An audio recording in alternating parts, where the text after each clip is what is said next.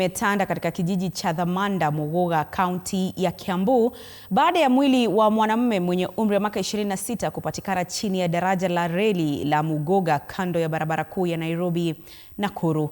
Wakazi na jamaa sasa wanaitaka idara ya usalama kufanya uchunguzi wa kina na wa haraka ili kubaini chanzo cha kifo hicho. Tayari kamanda wa upelelezi wa makosa ya jinai Kikuyu Omondi Ogolla amethibitisha tukio hilo kwa simu na kusema uchunguzi umeanzishwa. Mwili wa marehemu umehifadhiwa katika makafani ya Thogoto.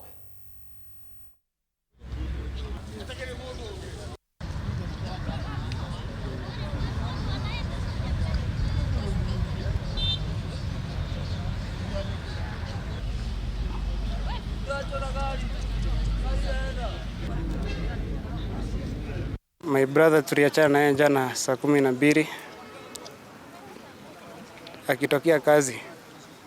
Sasa nimepigiwa simu nikaambiwa kuna mtu anafanana na fundi tunafanya na yeye hapo kwa kazi. Nikasema nikuje niangalie ni nani. Kufika hapa nikagundua ni brothergu. Naweza taka uchunguzi ufanyike ili tujue kilichosababisha kifo cha ndugu yangu. Upelelezi ufanywe kwa maana hii sio mara ya kwanza mtu kutupa hapa chini. Ni kama alikuwa amelazwa chini ya reli gari ikija imkanyange, lakini bahati nzuri naye ya Mungu haijulikani.